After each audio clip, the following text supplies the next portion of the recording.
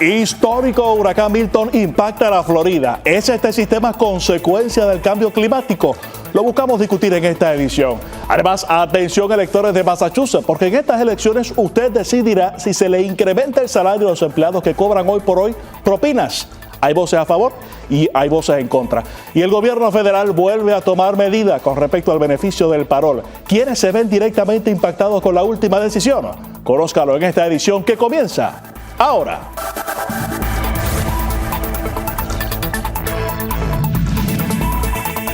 Enfoque Nueva Inglaterra comienza ahora.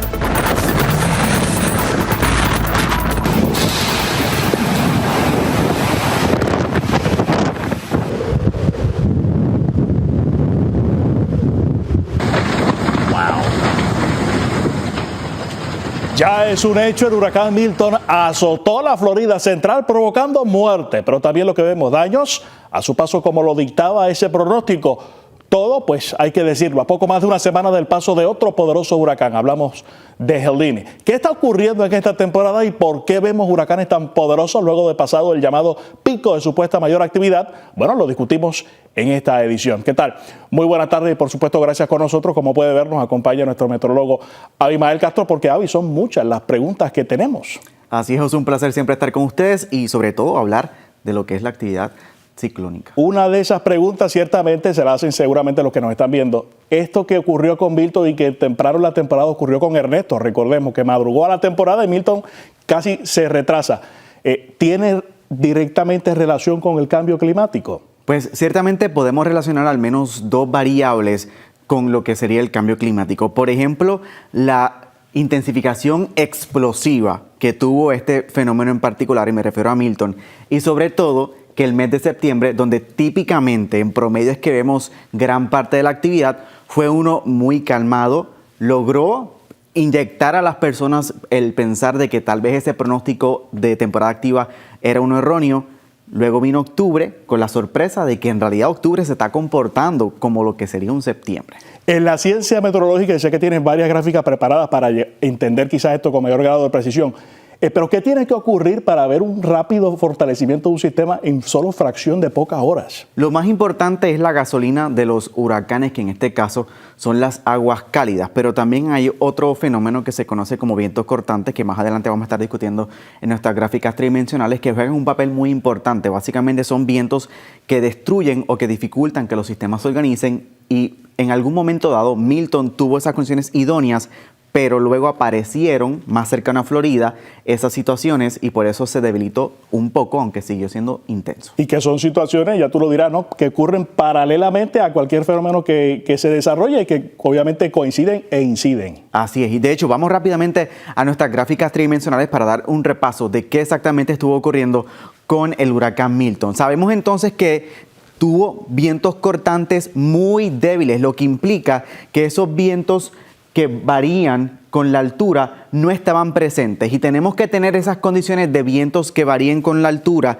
en su intensidad para que básicamente destruyan al huracán. Y al principio, cuando Milton estaba formándose, no tenía la presencia de estos vientos cortantes. Además, las temperaturas del agua por lo menos tienen que ser de 80 grados o más, 80 grados Fahrenheit o más. Milton estuvo transcurriendo, desplazándose sobre un Golfo de México con aguas de 84, 86 grados. Así que estos dos factores coincidieron y apoyaron a que Milton tuviera una rápida intensificación. Ya el sábado 5 de octubre tenía vientos de 40 millas por hora, así que básicamente apenas nacía una tormenta tropical, pero ya hacia lo que fue el lunes 7 de octubre era un huracán poderoso con vientos de 180 millas por hora, así que ese fue el pico de intensidad que estuvo sufriendo Milton.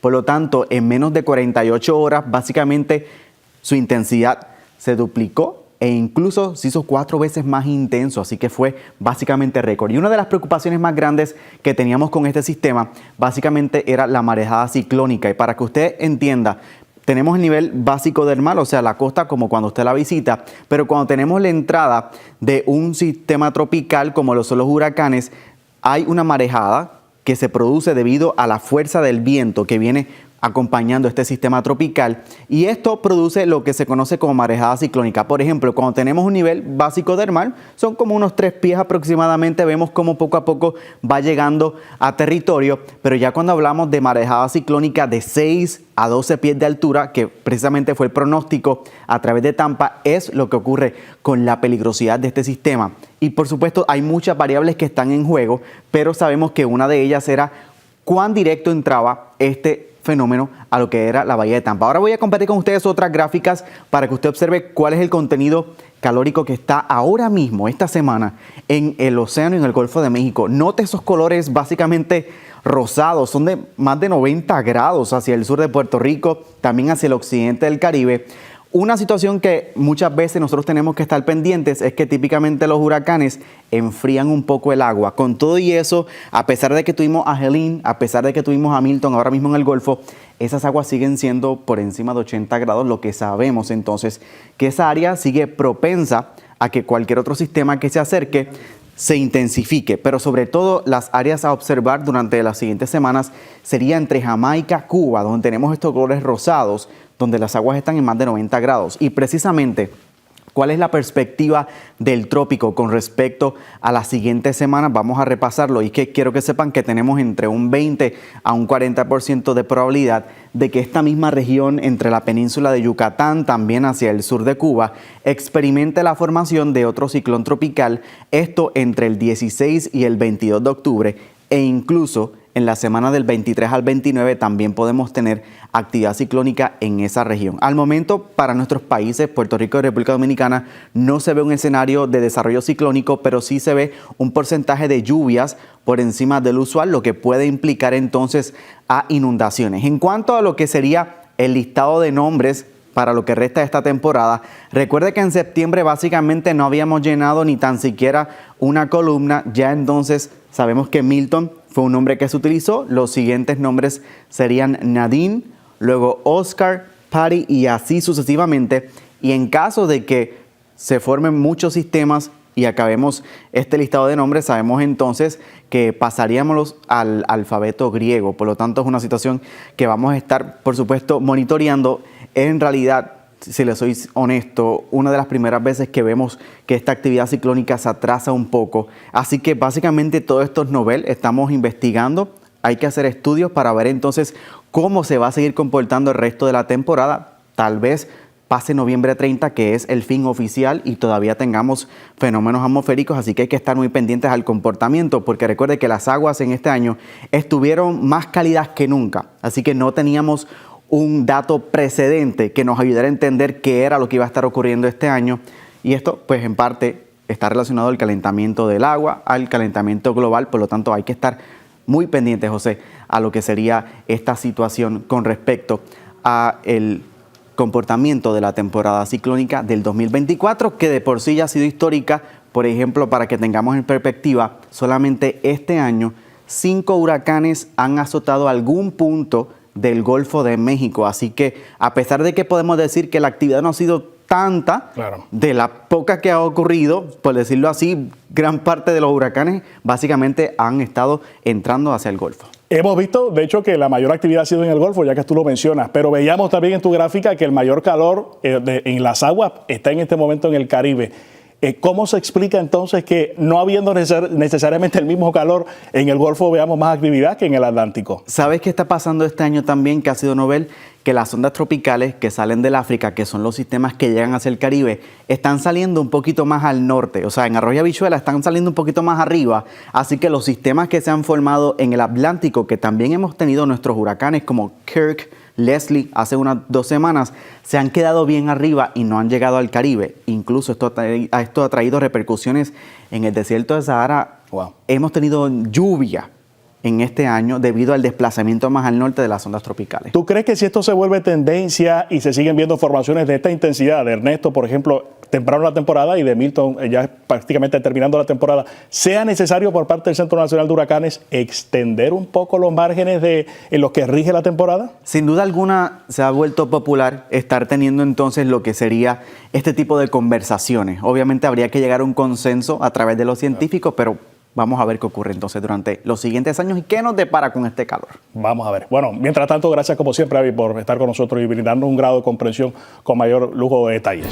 Pero regresamos con un tema importante para hablar de otra de las preguntas que va a salir en la boleta de electores de Massachusetts en este próximo mes de noviembre. Nos referimos en concreto a la que busca aumentar el salario mínimo de empleados que cobran hoy por hoy propinas.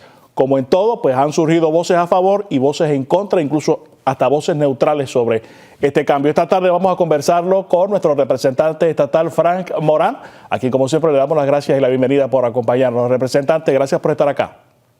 Gracias por recibirme, José. Háblenos un poco sobre lo que busca específicamente esta pregunta. Bueno, primeramente esta pregunta requiere que que el salario mínimo del estado de Massachusetts sea incrementado a $15, que actualmente es $15, y también incluyes las personas, los restaurantes, los camareros, etcétera, etcétera. Hay unos, ¿cómo te puedo decir? Unos activistas fuera del estado que están diciendo mentiras, que el salario mínimo de los trabajadores de los restaurantes no es $15 la hora. Eso no es cierto. Y esto es lo que hace que, ¿cómo te puedo decir? Que el salario mínimo suba, pero a la misma vez también la propina sea dividida entre los trabajadores al nivel. Puede ser el que trabaja en la cocina, como puede ser el vendor, como puede ser el cocinero, etcétera, etcétera.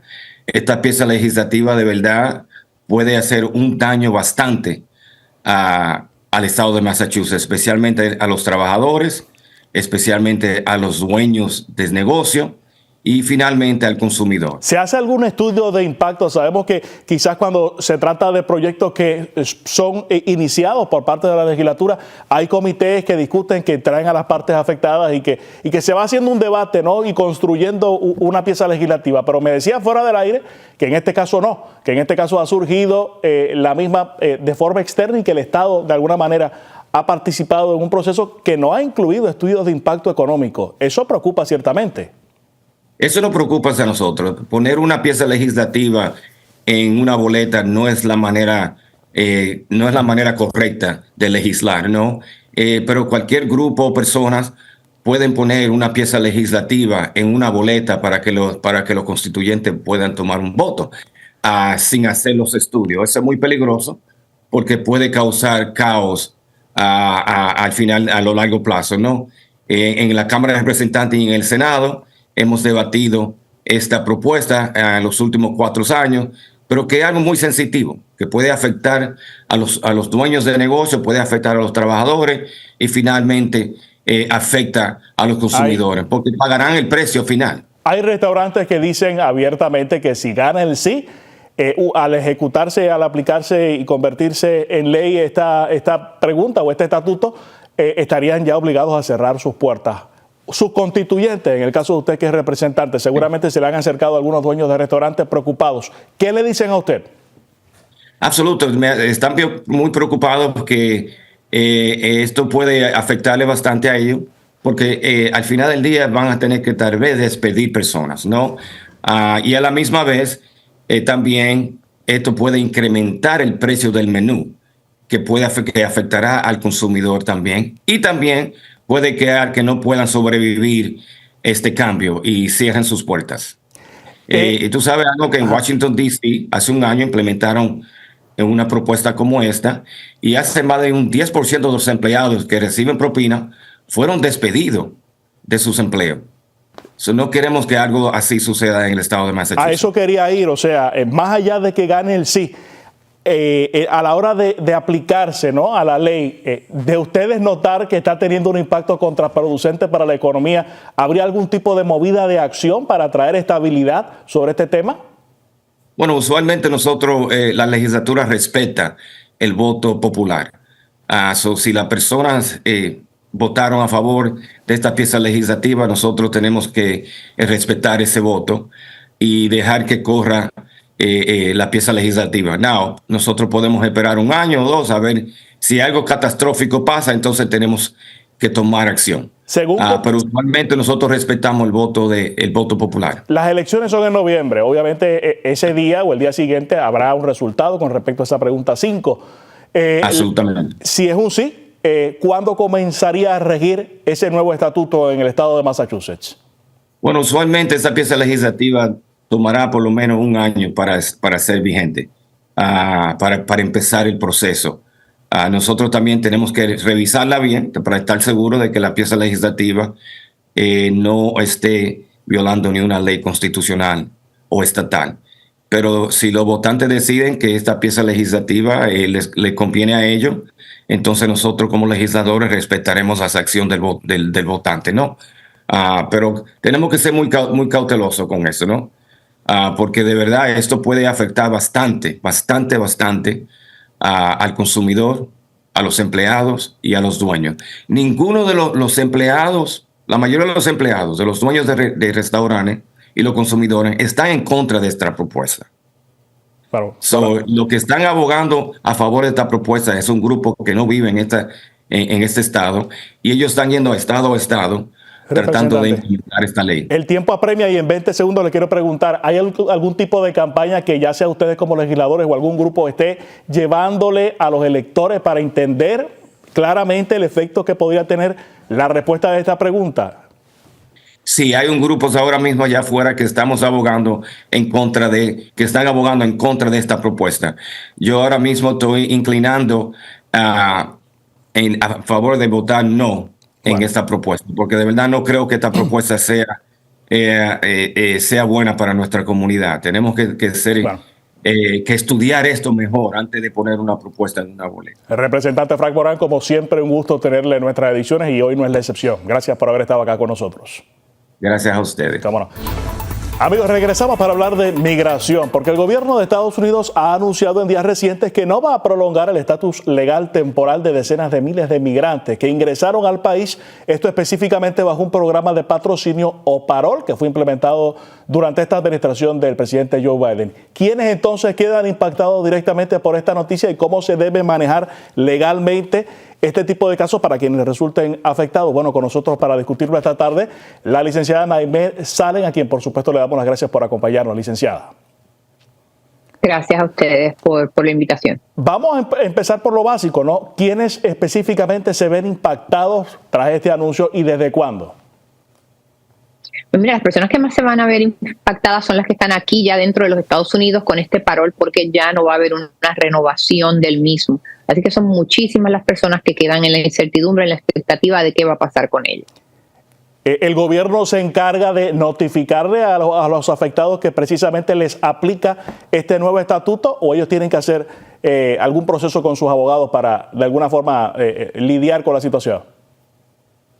Mira, yo entiendo que el gobierno no va a estar enviando cartas individuales, lo podrían hacer porque lo han hecho en otras ocasiones, pero no deben esperar por esto. Si no pasa, ya ellos están avisados que no se les va a renovar su parol, así que tienen que hablar con su abogado de inmigración para buscar alternativas para poder quedarse aquí legalmente en los Estados Unidos. Hablemos precisamente de eso, licenciada, porque quizás es un tema de interés para quienes nos están sintonizando y les aplica directamente este anuncio. Esas conversaciones legales con los abogados de las personas afectadas deben concentrarse en qué, cuáles pueden ser quizás las puertas de salida y los manejos para quedarse acá en Estados Unidos. Pues mira, hay personas que han entablado una relación aquí con un ciudadano, un residente permanente. Si se casan, saben que eso es una vía para poder arreglar. Otras pueden ser las visas de empleo, visas de inversionista, pueden ser visas de estudiantes, pueden ser visas especiales para víctimas de crímenes aquí en los Estados Unidos que llamaron a la policía y cooperaron. Puede ser una visa T si fueron víctimas de algún tipo de tráfico en un trabajo, que no les pagaron overtime, para darte un ejemplo, que les pagaron tarde, los hicieron trabajar muchas horas, no les dieron suficientes descansos, trabajar en condiciones peligrosas. Hay muchas alternativas. Lo importante es que se informen con tiempo. ¿Hay algún plazo luego de aplicado no el estatuto a las personas que se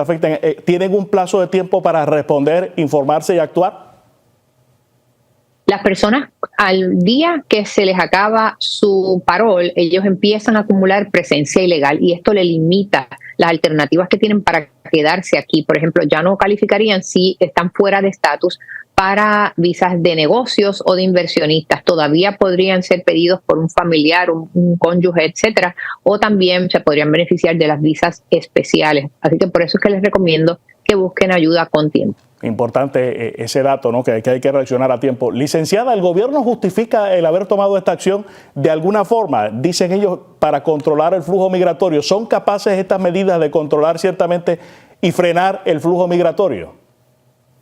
Pues mira, es una ayuda para aliviar la crisis en la frontera, ya que las personas que pueden entrar legalmente por avión, pues no son personas que van a estar entrando por la frontera y así se mejora la situación. Claro que no la resuelve del todo, pero ayuda. Muy bien, bueno, licenciada, pues le damos por supuesto las gracias. ¿Alguna otra recomendación que usted como experta en derecho le pueda hacer a nuestra audiencia, particularmente, pues obviamente a las personas que entiendan que les aplica directamente este nuevo estatuto?